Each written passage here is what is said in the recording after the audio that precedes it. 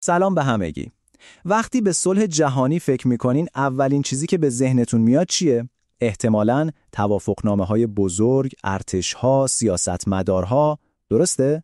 خب، امروز میخوایم یه جور دیگه‌ای به این قضیه نگاه کنیم. از یه زاویه کاملاً متفاوت، یه زاویه روانشناختی. خب به همون گفتن که صلح یعنی چی؟ یعنی جنگ ها تموم بشن.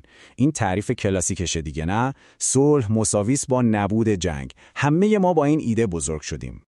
اما یه لحظه فکر کنید اگه راه حل اصلی متوقف کردن یه چیزی نباشه، اگه راه حل شروع کردن یه چیز کاملا جدید باشه چی؟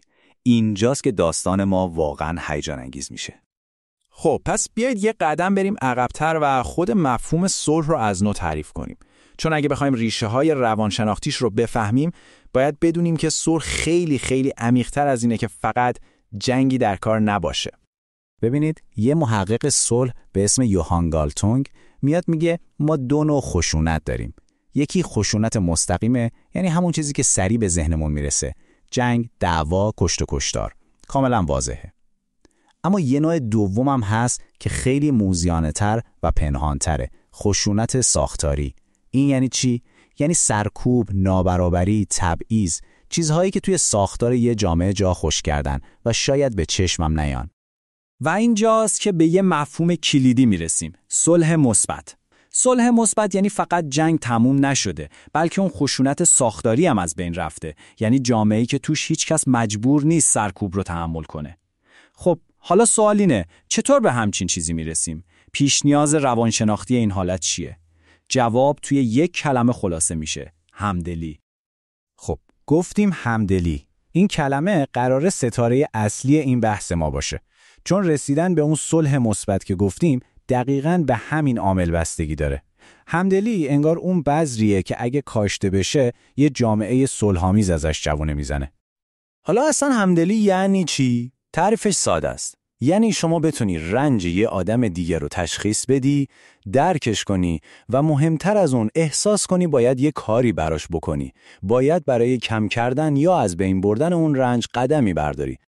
جالب، نویسنده منبع اصلی ما فرانز یدلیچکا یه جمله فوق‌العاده داره. میگه شاید عجیب به نظر بیاد که توی یه متن در مورد تحقیقات صلح در مورد همدلی بخونید، اما این دقیقاً عامل اصلی صلح آمیز بودنه. این جمله واقعاً همه چیزو میگه، نه؟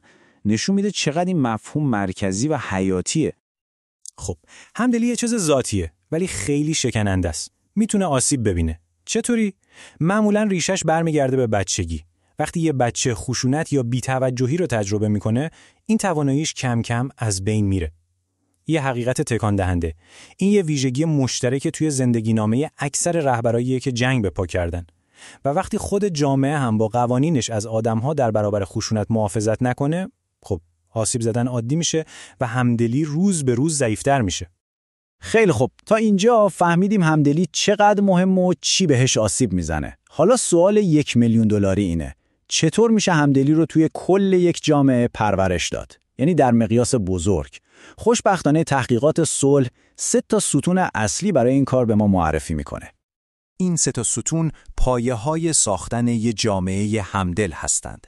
اول، تربیت بچه‌ها بدون هیچ خشونتی. دوم، برابری کامل بین زن و مرد. و سوم، یه سیستم قانونی که قاطعانه جلوی خشونت وای میسته. خب بریم سراغ ستون اول، تربیت بدون خشونت. تحقیقات یه ارتباط خیلی مستقیم و تکان دهنده پیدا کرده. کشورهایی که توشون تنبیه بدنی بچه‌ها یه چیز عادیه، به طور کلی کشورهای کمتر صلح آمیزی هستن. منطقش هم روشنه، نه؟ وقتی به یه بچه از همون اول یاد میدی که برای حل مشکل نباید از زور استفاده کنی، داری همدلی رو تو وجودش پرورش میدی. بهش یاد میدی که رنج بقیه مهمه. حالا ستون دوم، برابری زن و مرد. این فقط یه شعار قشنگ نیست، یه شاخص روانشناختی خیلی قدرتمنده. فکرشو بکنید، جامعه‌ای که رنج نیمی از جمعیت خودشو، یعنی زنها رو نادیده میگیره، چه پیامی میده؟ پیامش اینه که اون جامعه یه مشکل عمیق و ساختاری در همدلی داره. این بی‌تفاوتی مثل یه ویروس به بقیه بخش‌های جامعه هم سرایت میکنه. بیدلیل نیست که قطعنامه 1325 سازمان ملل انقدر روی نقش زنان در فرایندهای صلح تاکید میکنه. و میرسیم به ستون سوم که به نظر من فوق‌العاده جالبه، نقش قانون. یه ایده‌ای هست به اسم ارتباط قانونگذاری و صلح. این ایده میگه قوانین فقط برای جریمه کردن و مجازات نیستن. نه، قوانین به طور فعال دارن فرهنگ و اخلاقیات یه جامعه رو شکل میدن. این جدول رو نگاه کنید، قشنگ موضوع رو باز میکنه. وقتی یک کشوری قانون درست و حسابی برای محافظت از بچه‌ها در برابر تنبیه بدنی نداره، یا برای محافظت از زنان در برابر خشونت خانگی، یا برای محافظت از اقلیت‌ها، این یعنی چی؟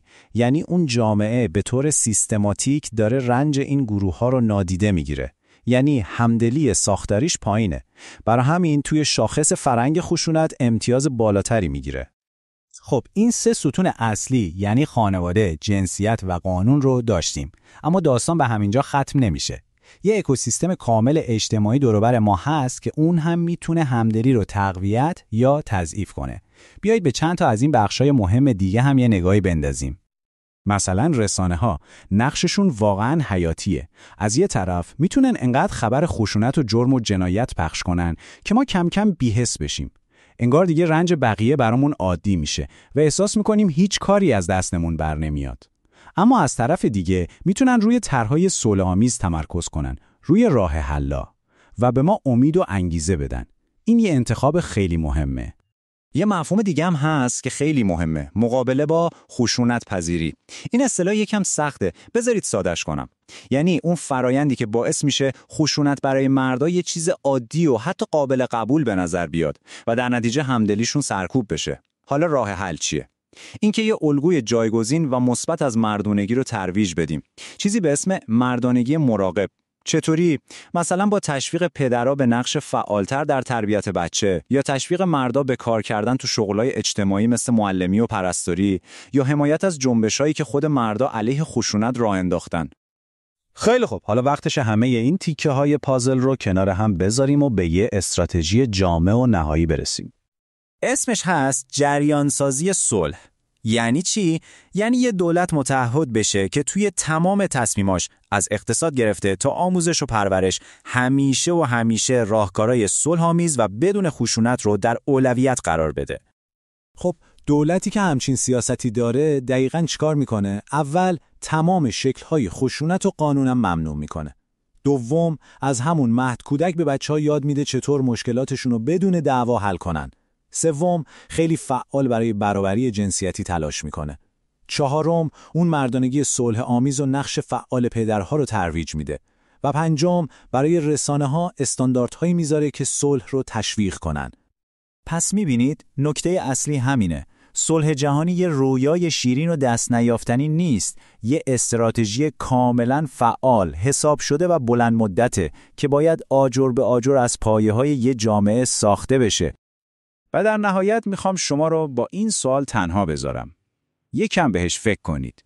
شاید قدرتمندترین استراتژی برای رسیدن صلح جهانی توی اتاقهای مذاکره و بین سیاستمدارا نباشه. شاید شروعش از خونه خود ما باشه. از نحوه حرف زدنمون با همدیگه و تربیت بچه‌هامون. نظر شما چیه؟